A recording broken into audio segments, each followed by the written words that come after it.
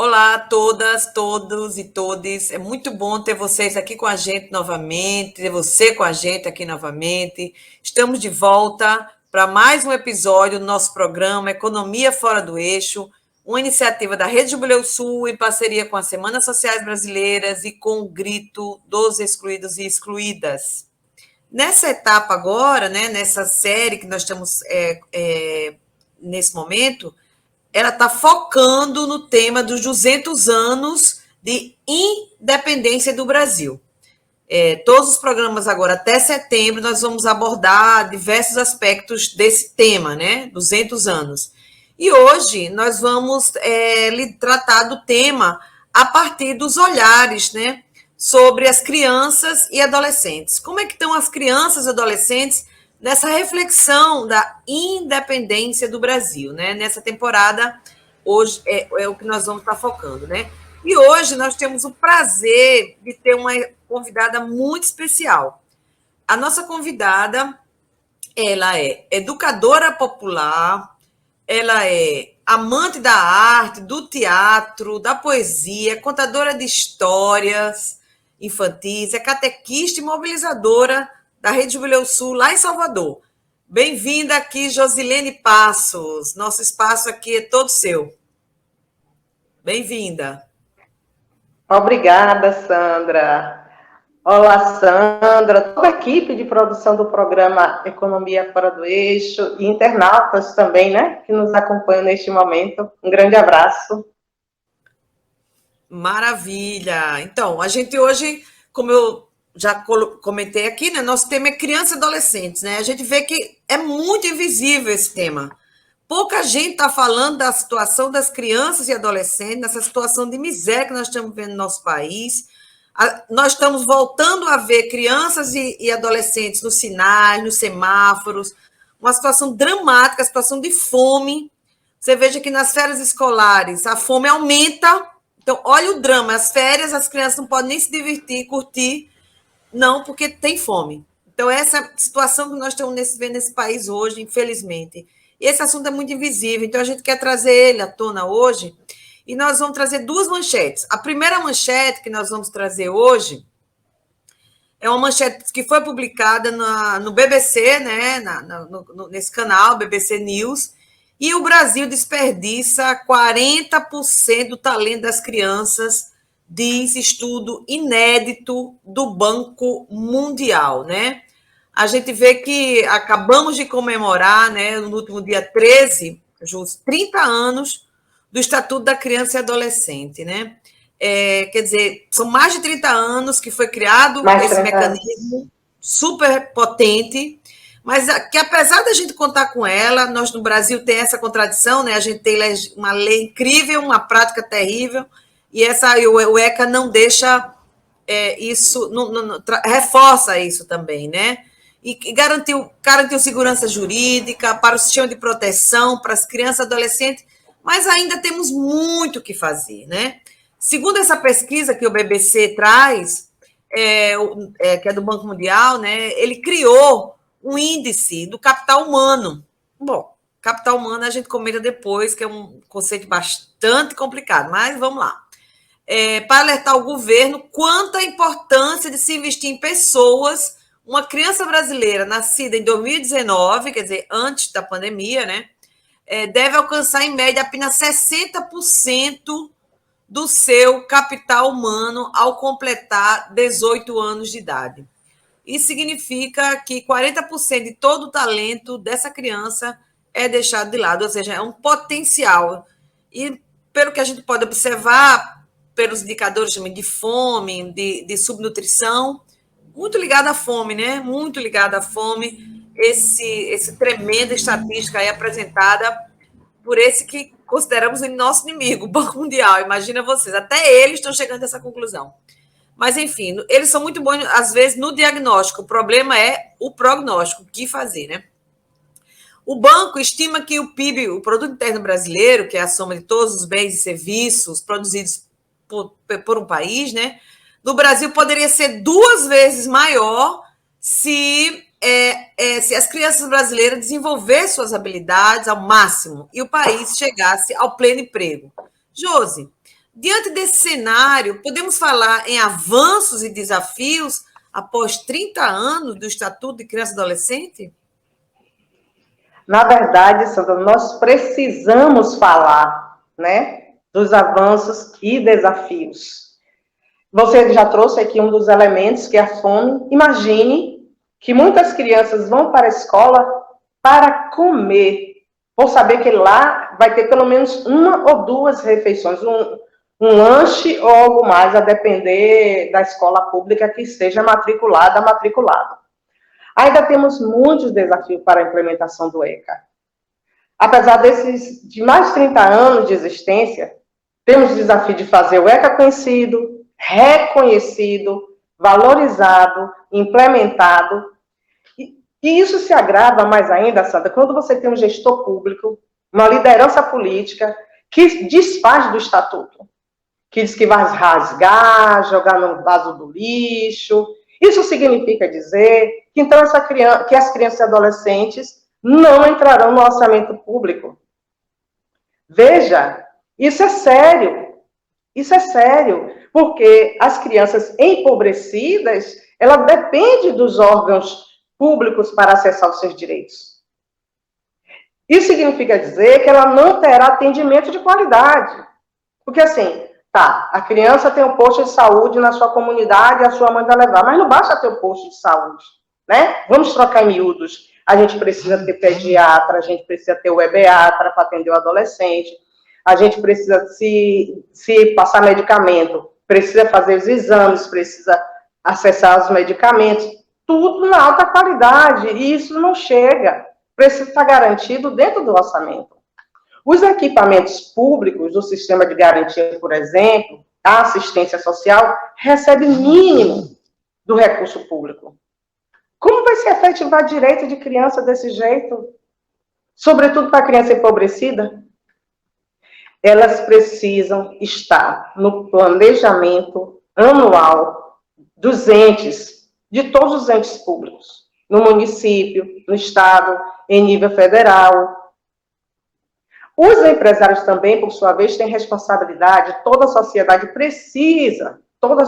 precisa investir no desenvolvimento pleno, integral das crianças e adolescentes. Elas precisam ser prioridades absolutas.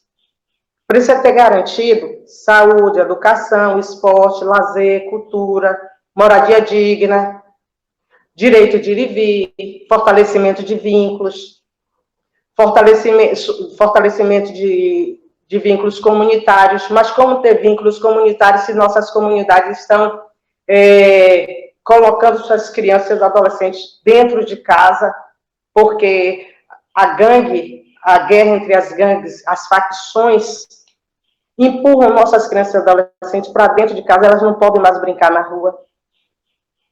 Ou quando a polícia chega nos bairros de periferia, isso não acredito que seja só graça de Salvador, acredito que nas periferias todas do Brasil, nas favelas, nos bairros empobrecidos e populares, a polícia deve chegar da mesma forma, de forma violenta, agressiva. Como é que as crianças vão brincar? Como é que vão fortalecer seus vínculos comunitários? Então, são coisas que estão no nosso cotidiano que precisamos prestar atenção. Então, tem esses desafios. Mas também temos avanços, viu, Sandra? Temos crianças e adolescentes participando dos conselhos, conferências, temos a sociedade civil fazendo controle social, fazendo enfrentamento frente a governos nocivos, perversos. Exatamente. Sempre tem resistência, né? A vida sempre está se impondo aí dentro do genocídio que nós estamos vivendo no Brasil. Você toca um elemento muito importante, né? Que é o elemento da violência do Estado contra as populações periféricas, né? E os corpos negros, né? Porque essas crianças que a bala perdida encontra são corpos negros, né? São corpos empobrecidos. É incrível. E negros. No Brasil tem esse elemento central de um racismo estrutural que penaliza de todas as formas a população negra. Então, a violência do Estado contra essa população, contra as crianças. Eu moro aqui no Rio de Janeiro. Aqui no Rio de Janeiro, Já são dezenas de crianças assassinadas pela polícia, gente. A gente já não aguenta nem ler a notícia mais de tanta dor que provoca. E agora outro elemento que você traz também, aí, José, que na pandemia, tudo é justificado em torno da pandemia, né? Mas a gente sabe que a pandemia ela veio e ela explicitou, né? Ela deixou nua e crua uma realidade que já existia. Né? Não foi a pandemia que provoca essa crise terrível econômica e social que nós estamos vendo no nosso país. Ela já estava presente, ela explicita, acelera, fica mais cruel, mas ela já existia, né? Só que com o fechamento das escolas, né, essa situação piorou demais. Aqui no Brasil foram 78 semanas, um dos fechamentos mais longos do mundo, e grande parte da população aí pobre, né, ficou sem acessar a escola pública, que ficou fechada muitos meses, né? E a crianças que não sabem ler e escrever pulou praticamente 15 pontos percentuais, imagina isso, né? Entre 2019 e 2021. Então, e esses números, olha aí, cerca de 80 mil crianças podem sofrer de déficit de crescimento devido à pandemia, né? O fato de ter ficado em casa, o fato de não ter ido a espaços públicos, praças e tal. Tem crianças que nasceram na pandemia 1 ano, 2 anos depois, nunca tinha conhecido outra criança. Situação muito dramática para as crianças que a pandemia gerou nesse isolamento que nós tivemos que viver e foi importantíssimo manter, né? Agora, a gente mostra esses números, né? 15% a mais e tal, mas você trocou num elemento importante também, que foi a organização da sociedade civil para enfrentar o desgoverno durante a pandemia, né?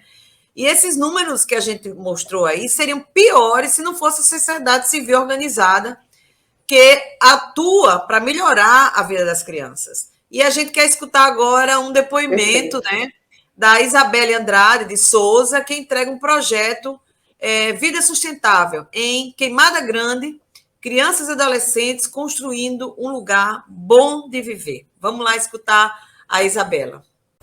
Oi, meu nome é Isabelle, eu tenho 17 anos e faço parte do projeto Vida Sustentável em Queimada Grande. Dentro desse projeto temos um grupo, os Adolescentes Multiplicadores. Estamos nele desde 2017 e o primeiro tema abordado foi o ECA, o Estatuto da Criança e do Adolescente. Tivemos muitas oficinas e depois tivemos muitas conferências, fomos para conferência de saúde, fomos para fóruns locais, fomos para a Câmara pegar experiência, aprender, trocar experiências, né?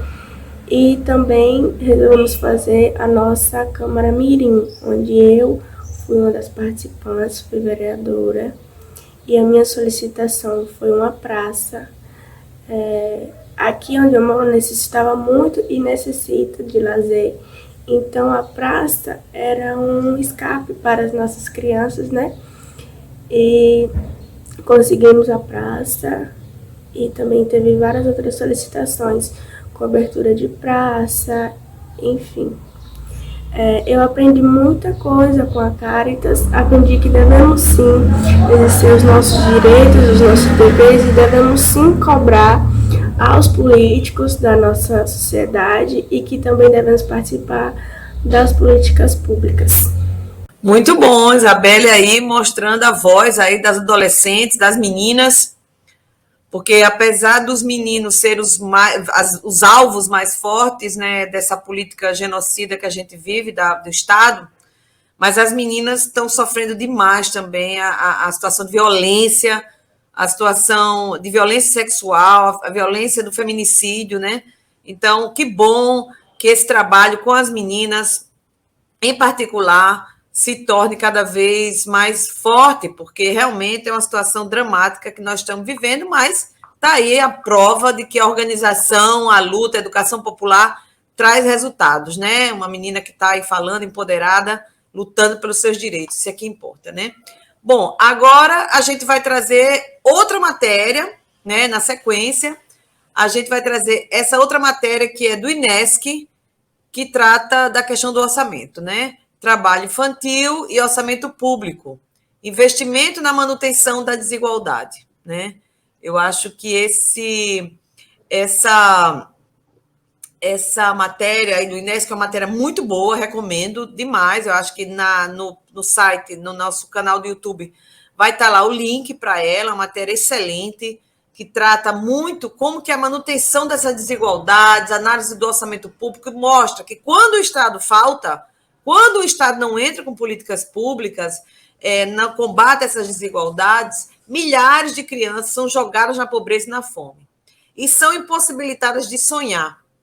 Eu acho que esse é o ponto de partida dessa matéria, que foi publicada, né, como eu falei antes, no site do INESC, e destaca vários elementos. Inclusive, Josi, um elemento muito importante, que você fala assim, a lei do ventre livre. Não, mas o Brasil, antes de abolir, já teve o ventre livre. Ora, pois é, as crianças, quando completavam 8 anos, eram obrigadas a trabalhar para os senhores donos de sua mãe, até chegar aos 21 anos. Então, que ventre livre é esse? É um ventre livre do 0 a 8. Mas quem garante que essa criança do 0 a 8 também não trabalhava? Não é verdade? Como é que ela... Exatamente. Só 8 anos ela vai trabalhar. Então, a gente vive no Brasil uma farsa da própria história. A gente, não, mas a abolição acabou, mas antes já tinha isso. Não, não tinha, porque isso nunca foi garantia de nada, né?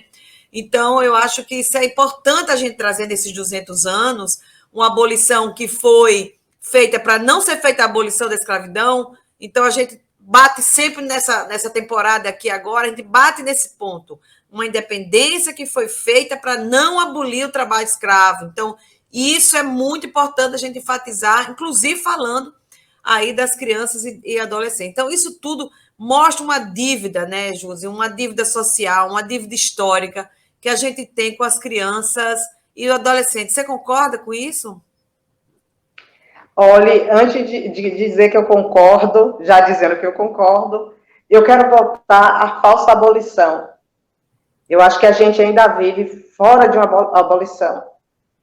Ali, eu tenho certeza que as crianças e adolescentes já iam com suas mães para a lavoura de cana e outros serviços domésticos.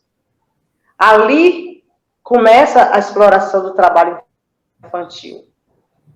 E eu tenho que falar de que o Estado tem uma dívida sim, Sandra.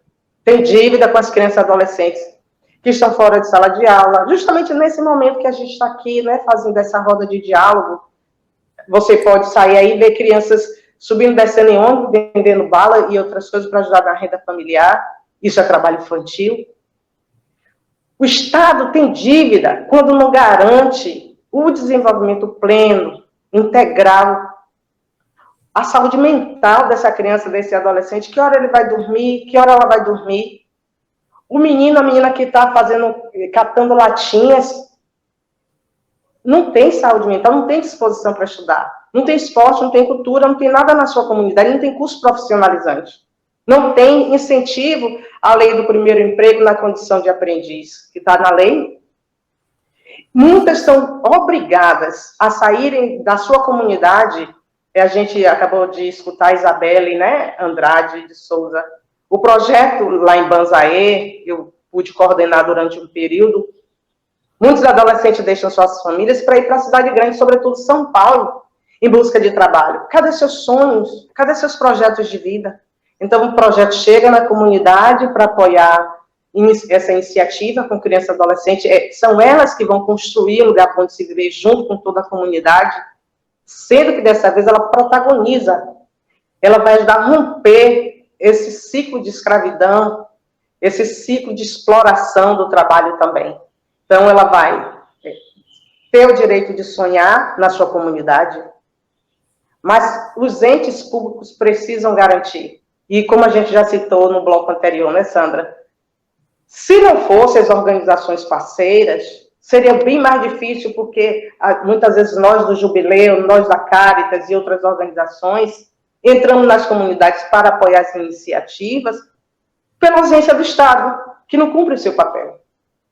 Então, o projeto que Isabela está, que atualmente é apoiado pela Caritas, atualmente também o Jubileu tem apoio com criança e adolescente através das cirandinhas, vem justamente para dizer assim, opa, está faltando algo aqui, que tem alguém que não está investindo. E aí você tem os vínculos dessas crianças e adolescentes sendo rompidos, fragilizados, sem direito de sonhar. É aí que entra a oficina de projeto de vida. Ela vai traçar o que ela quer para ela, mas ela não vai fazer só.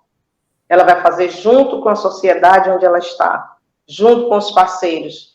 E aí, na fala de Isabela, lá atrás, né? Que na condição de vereadora mirim, lá na comunidade, ela pautou os gestores públicos para que tenham uma praça, sobretudo para as crianças que não tinham onde brincar. Então, são lugares de não vida, não dignidade, pensada, perversamente pensada, para continuar, porque é um projeto perverso, Sandra. É um projeto para exterminar nossas crianças e adolescentes. Exatamente, é um projeto genocida que a gente está vivendo nesse país, esperamos poder mudar, tem eleição aí, e esse elemento também muito importante que você traz, Josi, que é a questão da politização das crianças e adolescentes também, que a política faz parte das nossas vidas, né? A política é algo que a gente toma ou não toma, é o trabalho infantil escravo, é o trabalho escravo, é o trabalho infantil escravo. E aí eu também queria trazer aqui alguns números para a gente ainda ilustrar ainda mais essa nossa conversa, que são dados do Fórum Nacional de Prevenção e Erradicação do Trabalho Infantil. Olha só esses números, né? 1,8 milhão de crianças e adolescentes de 5 a 17 anos estavam em situação de trabalho infantil em 2019, quase 2 milhões de crianças, imagina isso. 45,8% dos trabalhadores infantis estavam nas piores formas. A maioria, 65%, tinha entre 5 e 13 anos. Né? 66,4% dos trabalhadores infantis eram meninos. Destes, 66% eram meninos negros. Então, acho que esses números, eles revelam, eles revelam uma situação que, como a gente começou o programa dizendo, invisibilizada, né? Uma situação de trabalho infantil escravizado, a maioria meninos negros. Então, a gente fala que independência foi essa, que abolição foi essa, que todos os indicadores, desde o trabalho escravo, a pobreza, a fome, a violência, ao feminicídio, as mortes pela pandemia, tudo bate aonde, né, Josi? Bate aonde? Bate na pele preta. Então, a gente quer, nesse processo, cada vez mais dos 200 anos, famosos 200 anos, né, falar sobre isso, né? Então, esses dados mostram isso. E não só isso, né? A gente, nessa mesma matéria do INESC, mostram que o indicador de trabalho infantil é um indicador de desigualdade. Quanto mais uma sociedade, um país, uma sociedade tiver trabalho infantil, mais desigual essa sociedade é. E como é que a gente combate isso? A gente combate com políticas sociais. Né? A gente, claro, políticas sociais e reformas estruturais. A gente precisa de reforma agrária, a gente precisa de reforma urbana, a gente precisa destinar grande parte do orçamento público às políticas sociais e não à dívida financeira. Ou seja, tem uma série de elementos, mas políticas sociais é um elemento central também, né? Um elemento complementar, vamos dizer assim, estruturante nesse processo que a gente está vendo no Brasil, seria, né? Estruturante para combater essas desigualdades. E aí eu queria ver aqui também contigo agora uns dados do orçamento de 2016 para cá, quando a gente vê o decréscimo das políticas de combate ao enfrentamento ao trabalho infantil e ao programa de erradicação do trabalho infantil. Você veja que nos 2 últimos anos, ano passado, quer dizer, 3 últimos anos, 2020, 2021 e 2022, zero. Não foi aplicado nada, absolutamente, não foi gasto 1 centavo para o combate e a erradicação do trabalho infantil, quando a gente sabe que bilhões foram gastos para remunerar bancos e o capital financeiro, né? Quer dizer, é isso que a gente chama de dívida social, quer dizer, cada centavo que vai para remunerar banco e tira desse dinheiro aí de erradicação. Vocês vejam que 2016, 2017 já tinha um dinheirinho, porque era do PPA anterior, que era do plano plurianual. Sim. Quando começa o novo plano plurianual, né, que regula o orçamento sempre a partir do primeiro ano do governo que entra, aí zera, não tem nada. Então, a gente mostra esses dados, né, que são números, chatices de número, mas eles revelam muita coisa, né, Josi? O que é que tu acha? Olha, a assistência social, Sandra, não tem recebido recurso como precisa. Então, se dali corta, é fato que essa conta nunca vai bater, ela nunca vai fechar. Essa dívida, a tendência é sempre crescer. Não chega para essa criança ali na ponta, a criança que está na ponta, que vai acessar o CRAS para ter acesso ao benefício, porque dentro desse escopo que você já trouxe aqui, não existe uma distribuição justa de renda no país. Então, a tendência mesmo é uma dívida balizada que cresce em cima da miséria do povo empobrecido, das crianças e adolescentes que também não deveria estar trabalhando. Criança não trabalha. Criança dá trabalho, como diz a música, né? O lugar da criança é na escola. O lugar da criança, no lugar de protagonismo infanto-juvenil.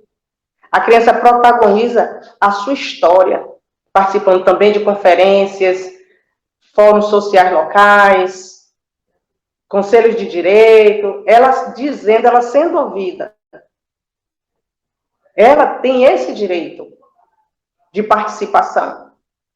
Mas isso também exige uma mudança de mentalidade, Sandra, de toda a sociedade. Enquanto nós adultos estivermos achando que a criança não é sujeito de direito e que o ECA está super protegendo essa criança, essa dívida tendência a crescer. Nós adultos que estamos dentro da sociedade precisamos fazer caminhos, pontes, para que se reverta essa história. Para que não haja mais o crescimento dessa dívida. E fica aqui o recado, nós estamos em ano de eleição. Então, as candidatas e os candidatos que nós vamos votar, se não aparece lá um olhar, uma atenção para esse público, aí você já sabe, não devo votar. Não é isso, Sandra? Não é tempo da gente repensar o voto. Exatamente, é verdade. Então, e nesse contexto que você coloca, né, quer dizer que já vimos a Josilene falando, agora vamos ver outro depoimento que a gente vai ouvir agora, que é exatamente sobre o que é mesmo fortalecer o espaço de protagonismo das crianças e adolescentes. Vamos aprender mais um pouquinho sobre isso? Olá, eu sou Joyce Santana, da equipe da Caritas Regional Nordeste 3, e vim aqui partilhar um pouco da importância do protagonismo das crianças e adolescentes. No Brasil, a gente tem uma legislação desde 1990, que é o Estatuto da Criança e Adolescente, que vem nos ajudar a perceber e aprofundar esse tema. O ECA, ele traz em si a ideia de que toda a sociedade ela é responsável pela garantia dos direitos da criança e do adolescente, mas ela traz também uma questão muito importante. Criança e adolescente é sujeito de direito. Crianças e adolescentes são sujeitos de direitos, ou seja, têm deveres, responsabilidades, mas têm também direitos que precisam ser assegurados pela sociedade. Nós precisamos disseminar o ECA e ajudar também a discussão do protagonismo, porque assim, desde cedo, as pessoas vão perceber a importância da participação em todos os espaços que elas estão presentes, e também vão perceber o quanto elas podem contribuir onde elas estão. E aí, quando se tornam adultas, elas já vêm fazendo todo esse caminho de participação e vai entendendo cada vez mais o seu papel na sociedade. Defender o protagonismo, defender a vida, defender oportunidades de crescimento, oportunidades também de aprendizagem para todo mundo. Porque quando todo mundo se sente pertencente, assim o trabalho coletivo ele fica muito melhor. Maravilha! É isso aí, as crianças e adolescentes são sujeitos de direitos, e eu acho que esse é o elemento que a gente tentou tratar aqui o tempo todo. O Estatuto garante, né, esse protagonismo, ele garante que elas sejam escutadas, que elas participem da definição das políticas, e eu acho que esse é um elemento central num país onde a política é demonizada e figuras nefastas, como o atual presidente da República, eleito dizendo que não é político. Então, a gente, trabalhando desde pequeno, né, desde as crianças, adolescentes, a gente pode construir que é de um país que não cuida de suas crianças, seus adolescentes e seus idosos, né? Isso a gente aprende bastante também com as populações indígenas, né? Quem são os, vamos dizer assim, privilegiados nas comunidades indígenas? São as crianças e são os idosos, né? E esse elemento é o que a gente vai tratar no próximo programa, Josi, que a gente vai olhar os 200 anos do Brasil, dessa independência a partir dos povos originários. A gente quer agradecer muito a você, Josi, a sua participação. A gente quer agradecer muito a audiência aí, eu quero agradecer também muito aos membros e membras da Rede Jubileu Sul, da Articulação do Grito, das pastorais sociais, que acompanham com a gente a nossa tentativa aqui, a partir do Economia Fora do Eixo, de trocar em miúdos e olhar a economia a partir de diversas perspectivas, matizes, que não só que a imprensa, a grande imprensa, faz ver que é o mercado, né? Não, a gente acha que a economia é a reprodução da vida com dignidade, e que, para isso, precisam ser sanadas as dívidas sociais, históricas, ambientais que nós temos nesse país. Não é isso? Muito obrigada, Josi, muito obrigada a todo mundo que acompanhou a gente até aqui, e a gente se encontra daqui a pouco tratando do tema dos povos originários nesses 200 anos de independência. Muito obrigada, gente. Até a próxima.